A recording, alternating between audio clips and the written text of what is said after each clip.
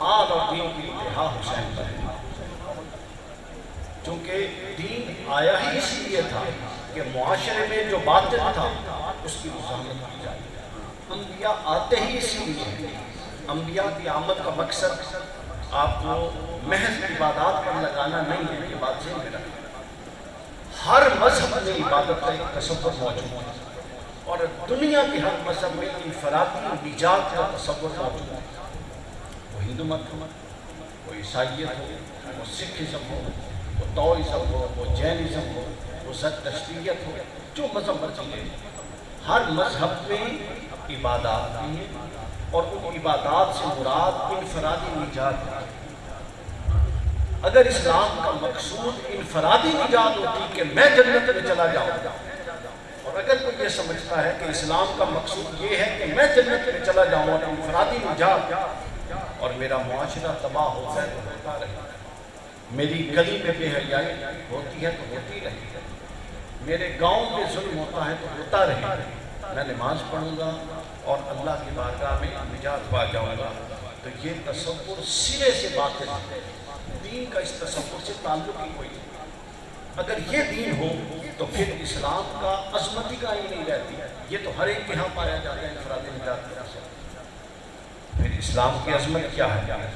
اسلام کہتا ہے کہ پہلے اے فرد تو پاک ہو، پھر تو جہاں بیٹھا ہے اس جگہ کو پاک کر، پھر تو جہاں رہتا ہے اس گھر کو پاک کر، پھر تو جہاں گھومتا پھرتا ہے اس گلی کو پاک کر، پھر تو جس محلے میں آتا جاتا ہے اس محلے کو پاک کر، اور پھر جتنے لوگ تیرے ساتھ وابستہ ہیں ان کو پاک کر۔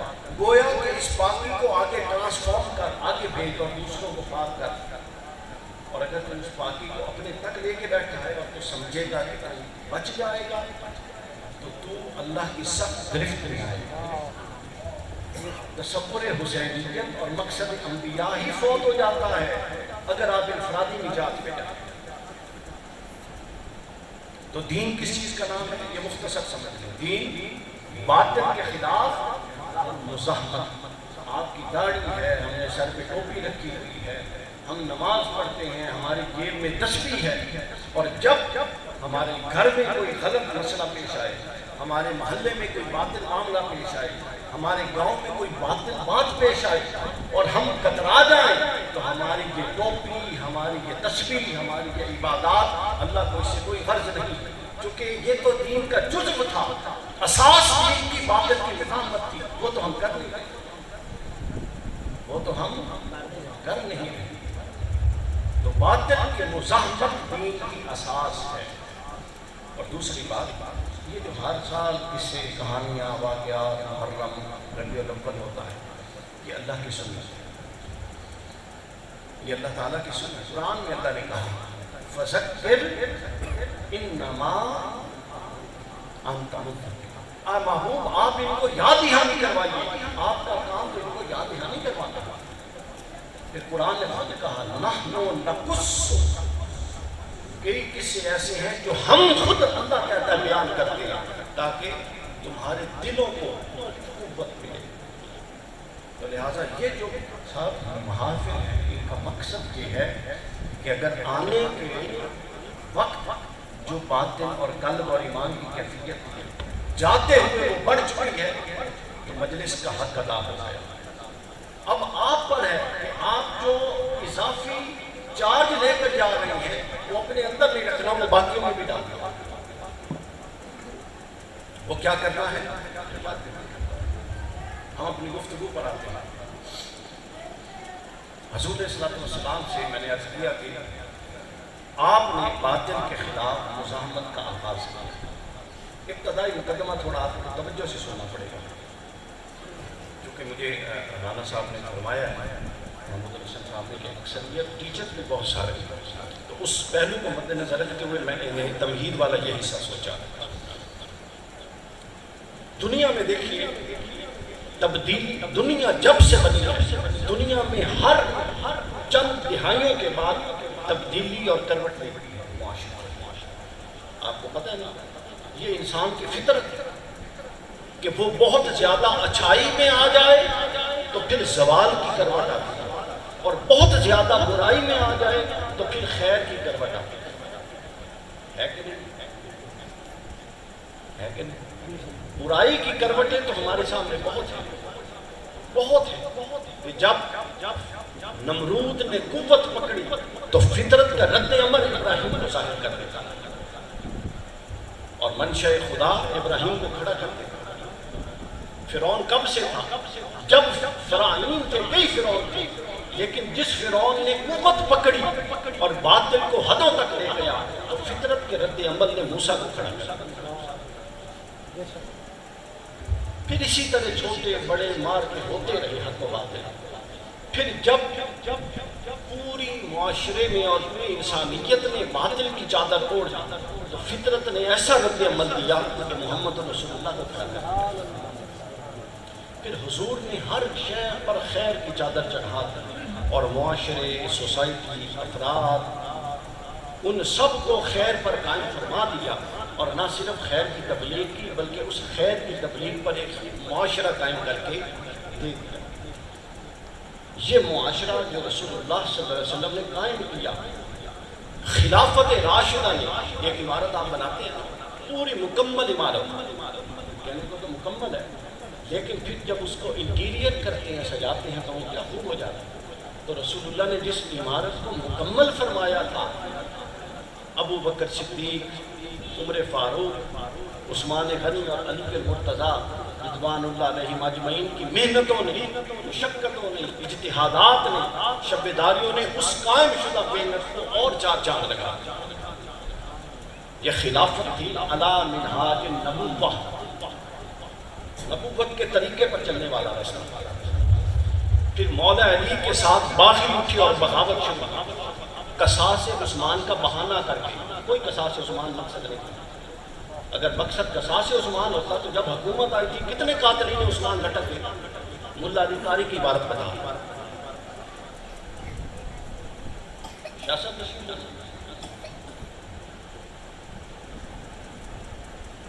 خوش آمدید۔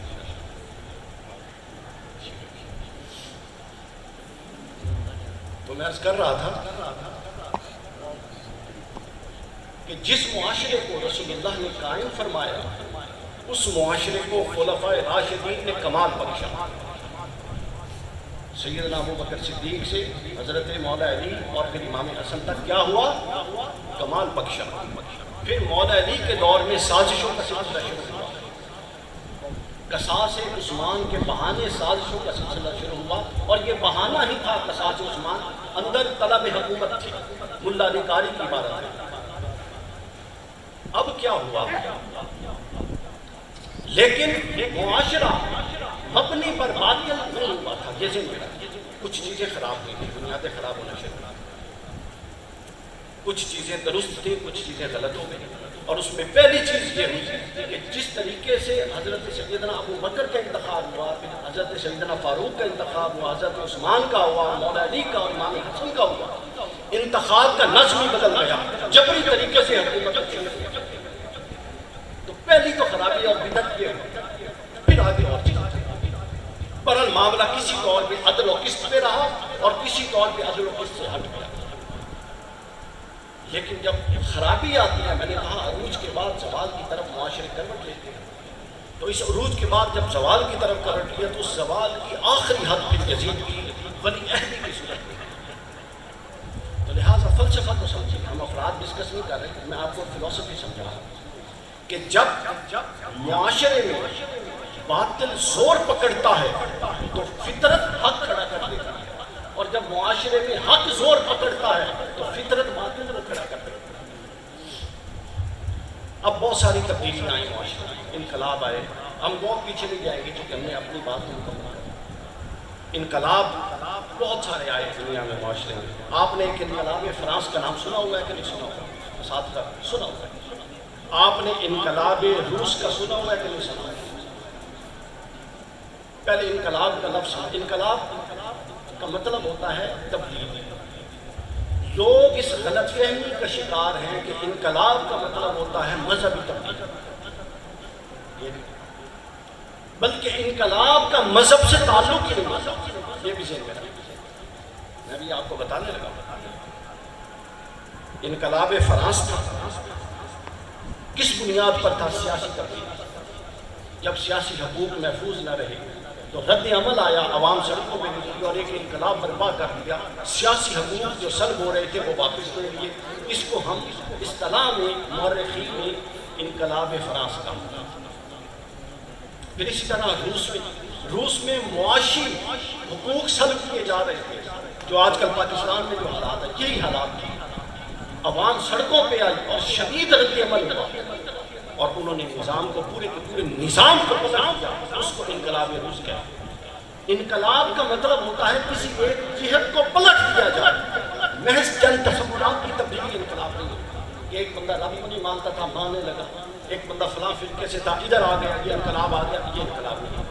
انقلاب یہ ہوتا ہے کہ معاشرے کی کوئی ایک جہت، کوئی دو جہتیں، کوئی چار جہتیں، کوئی 10 جہتیں کو جو پلٹ دیا جائے وہ ایک سمت سے برعکس ہو جائے، مثبت سے منفی یا منفی سے مثبت ہو جائے، بالکل پلٹ دیا جائے، یہ انقلاب ہے۔ جب بادشاہ روم تھا اس نے عیسائیت قبول کی تھی تو 3 کروڑ لوگ چند دنوں میں عیسائی ہوئے۔ دنیا میں سب سے بڑی مذہبی تبدیلی اس کو کہتے ہیں، لیکن اس کو انقلاب آج تک کسی مورخ نے نہیں کہا، آپ نے نام بھی نہیں سنا ہوگا کہ کسی نے کہا کہ وہ انقلاب ہے۔ کیوں؟ چونکہ وہ اعتقادی تبدیلی تھی، بس وہ خدا کو نہیں مانتے تھے اور ماننے لگ گئے۔ ان کا نظام معیشت وہی رہا، نظام معاشرت وہی رہا، نظام سیاست وہی رہا، نظام اخلاقیات وہی رہا، معاشرے میں برائیاں وہی رہی، ہر شے اپنی جگہ پہ رہی، بس وہ دین منتقل ہوتے رہے۔ تو میں نے عرض کر دیا کہ انقلاب وہ ہوتا ہے جس میں ایک، دو یا چند یا زیادہ جہتوں کو پلٹ دیا جائے۔ انقلاب روس آپ کو بتا دیا، انقلاب روس کیا تھا اس کو یاد، انقلاب روس سیاسی نظام پلٹ دیا، اور معاشی نظام، اور انقلاب فرانس کیا تھا؟ سیاسی نظام پلٹ دیا۔ اب انقلاب مدینہ کی طرف بھی آئی، کیا پلٹا؟ معاشی نظام جس میں بلال حبشی جو انسان تھا اور امیہ بن خلف جو انسان تھا، ایک انسان دوسرے انسان کو انسان ہی نہیں سمجھتا تھا بلکہ جانوروں سے بھی بدتر سمجھتا تھا۔ تو گویا مدینہ کا انقلاب معاشرے کی سطح پر یہ تھا کہ ایک غلام کو اٹھا کے سردار کے برابر بٹھایا۔ پھر سیاست میں انقلاب آیا، وہاں حق کے رائے دہی غلاموں کے قریب بھی نہیں تھی، غرباء کا تعلق ہی نہیں تھا، امراء کی ایک مجلس تھی جو منتخب نمائندے کرتی تھی۔ انقلاب محمدی نے یوں پاسا پلٹا کہ بیعت کے لیے جس طرح سردار کی بیعت ضروری تھی اسی طرح غلام کی بیعت بھی ضروری تھی، ہر ایک کو اس کا سیاسی حق پلٹا کے دیا۔ انقلاب محمدی دیکھیں، انقلاب محمدی نے معاشرے کے اخلاقیات کی کایا یوں پلٹی کہ وہ معاشرہ جو انتہائی اخلاقی پستی کا شکار تھا، جس معاشرے میں رشتوں کے تقدس بھی نہیں تھے، جس معاشرے میں باپ کے مرنے کے بعد بیٹا ماں سے نکاح کر لیتا تھا، اس معاشرے کی کایا یوں پلٹی عہد فاروقی میں ایران سے عراق تک اگر ایک خاتون جاتی اور رات کو اندھیرے میں جاتی اور اکیلے جاتی تو کوئی مرد اس کی طرف دیکھنے والا نہیں ہوتا۔ یہ سطح بنا، یہ ہوتا ہے انقلاب۔ تو گویا اب آپ یہ بات سمجھیں، انقلاب مدینہ ہمہ جہت ہے، اور انقلاب باقی دنیا میں جتنے آئے وہ کیا ہے؟ جزوی۔ یہاں تک بات کلیئر، اب آگے چلیں۔ انقلاب لانا، جو انقلاب روس لائے، انقلاب فرانس لائے، جو انقلاب مدینہ لائے، یہ انقلاب لانا ان لوگوں کی فکر کا نتیجہ ہوتا ہے کہ ان کی اہلیت کیا ہے۔ جو ماہرین معاشیات تھے وہ معاشی انقلاب لائے، جو ماہرین سیاسیات تھے انہوں نے اس حصے میں کوشش کی اور سیاسی انقلاب لے کر۔ تو مدینہ کا انقلاب تو معاشی بھی تھا، سیاسی بھی تھا، مذہبی بھی تھا، اخلاقی بھی تھا، روحانی بھی تھا۔ ہر قدر جو ایک معاشرے میں ہوتی ہے وہ انقلاب مدینہ میں تھی۔ تو پتہ چلا کہ جن لوگوں کو ہم بڑا سمجھ کے بڑا انٹلیکچوئل سمجھ کے کہ وہ بڑے انہوں نے کنٹریبیوشنز دی سمجھتے ہیں، تو ہمیشہ دیکھیے ایک بندہ اگر 4 فن پر کتابیں لکھ رہا ہے تو آپ کہتے ہیں نا یار اس میں اتنے فنون کی اہلیت ہے تو لکھ رہا ہے، تو جس نے جو کنٹریبیوشن دی اس میں وہ اہلیت ہے تو دے رہا ہے۔ تو محمد رسول اللہ نے عرش تک فرش تک اور شرق سے غرب تک پورا کا پورا معاشرہ بدل دیا۔ تو گویا ایک تو ہے ہماری محبت، ایک تو ہے ہماری عقیدت، ہر شے کو ہم ایک خاص مذہبی عقیدت میں دیکھنے کے پابند ہو گئے اور رواج ڈال دیا ہے۔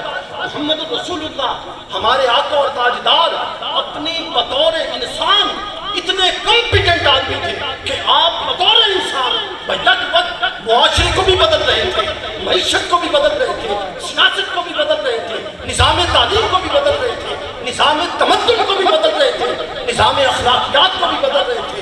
گویا کہ پورے معاشرے کی ہر جہت کو اکیلے بدل رہے تھے۔ تو اس سے آپ کی شخصیت کی ڈائیورسٹی اور آپ کا ویژن اندازہ کر سکتے ہیں۔ سبحان اللہ۔ ہمارے ہاں سیرت کے جلسوں میں اس طرح کی بات نہیں ہوتی، ہم صرف ایک خاص قسم کے ماورائی تصور سیرت کو بیان کرتے ہیں۔ اگر ربیع الاول میں آنے کا اتفاق ہوا اور اللہ کو منظور ہوا تو میں بتاؤں گا کہ انبیاء جب آتے تھے، عیسیٰ علیہ السلام کے لوگ بھوکے تھے تو اللہ سے دعا کی تو کیا آ گیا؟ من و سلوہ آیا کہ نہیں آیا؟ سال ہر سال تک آتا رہا، لیکن تبوک میں جیش الاسرا، تبوک میں جب صحابہ بھوک اور پیاس اور فاقے سے نڈال تھے، اس وقت وہ من و سلوہ کیوں نہ آیا؟ یہ معاملے ہماری مجالس پہ نہیں کیے گئے ایسا، ہم صرف کرامات اس لیے نہ آیا کہ پہلے نبی تھے، اگلا نبی آنا ہوتا تھا، رسول اللہ کے بعد کسی نبی نے آنا نہیں ہے۔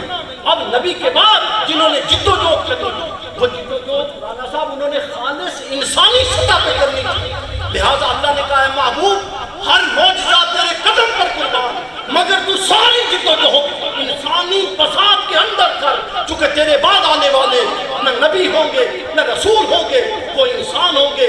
کوئی یہ اعتراض نہ اٹھائے تیری سیرت پر کہ وہ تو اشارہ کرتے تھے تو چشمے نکل آتے تھے۔ اے محبوب تو بھوکا بھی ہے، پیاسا بھی ہے، طائف میں پتھر بھی کھا اور اس کے باوجود ان کو ثابت قدم رہ کے دکھا تاکہ ان کو پتہ چلے کہ کیوں ثابت قدم رہا۔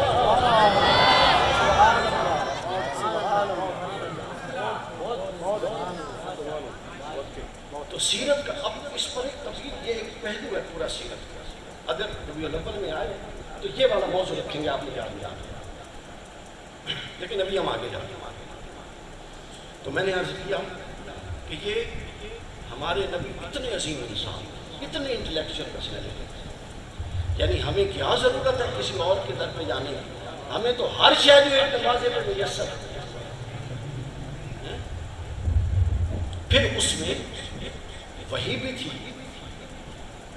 وحی بھی تھی اور پھر ذات مصطفیٰ بھی، دونوں چیزیں۔ اچھا اب یہاں پر ایک پہلو کو بدلنا چاہتا ہوں اور وہ یہ ہے کہ یہ جو صلاحیتیں ہیں جن کی بنیاد پہ لوگ انقلابات لاتے ہیں، اس کی ایک بڑی خوبصورت بات ہے شاہ ولی اللہ محمد رحمۃ اللہ علیہ نے لمحات میں یہ کتاب، شاہ صاحب کی ایک سیریز ہے سطاعات لمحات ابقات، اس کو ضرور پڑھیں، بہت اچھی علماء کے لیے اور ساتھ رکھیں۔ اس میں انہوں نے حضرت شاہ ولی اللہ رحمۃ اللہ علیہ نے ایک بات بیان کی ہے کہ بندوں میں اہلیت کیسے آتی ہے۔ یہ تمہیدی گفتگو ختم ہوگی، پھر ہم اس کو جوڑیں گے کربلا کے ساتھ اور آپ حیران ہو جائیں گے کہ وہ کیا تھا جس کو بچانے کے لیے حسین نے سب کچھ اجاڑ دیا۔ وہ کوئی ایسا خزانہ تو تھا نا، وہ میں بتاؤں گا کہ وہ کیا خزانہ تھا۔ تو حضرت شاہ ولی اللہ رحمۃ اللہ تعالیٰ علیہ نے فرمایا کہ اللہ تعالیٰ نے جب انسان کو پیدا فرمایا، پیدا کیا اور تمام انسانوں کو پیدا فرمایا اور ان کی ارواح کو میدان عرفات میں اکٹھا کیا، اس بات کو علماء کو پتہ ہے، میدان عرفات میں سب کی ارواح کو اکٹھا کیا، جہاں پر حضرت انبیاء سے حضور علیہ السلام کے لیے عہد کیا تھا جس کا سورہ آل عمران میں ذکر ہے، ٹھیک ہے، اکٹھا کیا۔ کیا لطیف نکتہ حضرت شاہ ولی اللہ نے، کیا لطیف نکتہ حضرت شاہ صاحب فرماتے ہیں کہ جب اکٹھا کیا تو اللہ نے ہر ایک پر نگاہ ڈالی، ہر ایک پر نگاہ ڈالی تو جس پر نگاہ ربوبیت جتنی دیر کے لیے ٹکی وہ اتنا باصلاحیت ہو گیا. گویا کہ یہ جو صلاحیتیں ہیں آپ کی، آپ کا کیا کمال، یہ وہ نگاہ جتنی دیر آپ پر رہی اسی نگاہ کے فیض نے آپ کو اتنا باصلاحیت بنایا. آپ سمجھیے بات کیا؟ جتنی دیر نگاہ الوہیت جس پر رہی، کیونکہ وہ تو یوں گزری نا، تو جتنی دیر جس پر رہی اتنا وہ باصلاحیت ہے. اور وہ کہتا پھرتا ہے کہ میں کمال کروں.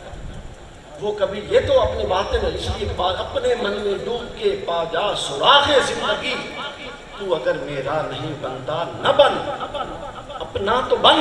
یہ تو پہچان کے جن صلاحیتوں پر اترا رہا ہے، یہ بالآخر آئی کہاں سے؟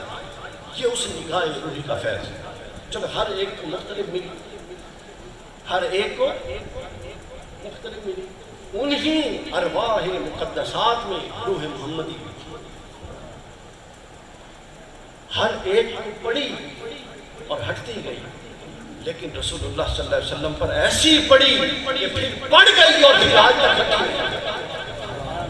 اور اس پر تو اس میں کوئی ذوق کی اشاء ولی اللہ کی اختراع نہیں ہے، قرآن مجید کی نص ہے. قرآن کہتا ہے قد نرا تقلب وجہک فی السماء.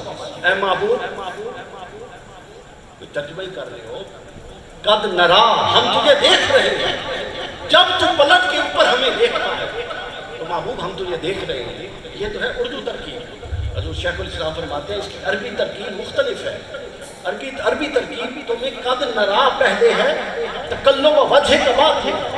قد نرا کا مطلب ہے معبود میں تو تنو ویدا پیا اور میں تو تجھے دیکھ ہی رہا ہوں، اب یہ تجھ پہ ہے کہ تو کب پلٹ کے مجھے دیکھ. یعنی نگاہ الہی تو ہے ہی رسول پر، اب یہ مزاج رسول پر ہے کہ وہ کب پلٹ کے رکھ دے. قد نرا، ہم تو دیکھ ہی رہے ہیں، تقلبا، تو تو کب پلٹ کو دیکھنا، تیرا چہرہ کب اٹھتا ہے، ہم تو پلٹ، ہم تو تجھے دیکھیں. وجہ کا فی السماء، آسمان کی طرف. تو گویا کسی پر تو نگاہ الوہیت کچھ دیر رہی، کسی پر اس سے کچھ دیر رہی، کسی پر اس سے کچھ دیر اور زیادہ رہی، کسی پر کچھ زیادہ رہی. مگر حضور نبی کریم صلی اللہ علیہ وسلم کی حیات مبارکہ، آپ کی ذات پاک، آپ کی روح اقدس، آپ کا خمیر مقدس اور آپ کا جسد اقدس وہ ہے کہ جس پر نگاہ الہی پڑی اور پھر ایسی پڑی کہ آج تک پڑی ہوئی ہے اور اٹھ بھی نہیں رہی. اسی لیے آپ اول سے لے کر ازل سے لے کر انبیاء اولیاء صالحین سب مل جائیں، محمد رسول اللہ کی برابری نہیں کر سکتے. یہ وجہ تھی، یہ وجہ تھی. نعرہ رسالت، نعرہ رسالت. یہ وجہ تھی دوستوں کہ جو اتنا باصلاحیت ہے، جس پر ہمیشہ نگاہ نبوت، نگاہ الوہیت ہے، وہ جب انقلاب برپا کرے گا تو کیسا کرے گا؟ اس نے پھر ویسا ہی انقلاب برپا کیا. یہاں تک بات سمجھ آ گئی؟ اب آگے چلیں. اب کیا ہوا؟ یہ جو انقلاب رسول اللہ نے برپا کر دیا، جس انقلاب کو پھر خلفائے راشدین نے کمال کر دیا، جو کہ حضور نے فرمایا تھا کہ میرے بعد خلافہ علی منہاج النبوہ 30 سال رہے. انہوں نے کمال بخش دیا. پھر اس پر زوال کا سفر شروع ہوا. اس میں پھر نفس پرستی آ گئی، پھر دنیا پرستی آ گئی، پھر حرص و لالچ آ گیا، پھر دنیا طلبی آ گئی، پھر کہیں سے خاندانی اور قبائلی بغض حسد آ گیا. بہت سارے عناصر. وہ ہمارا موضوع نہیں.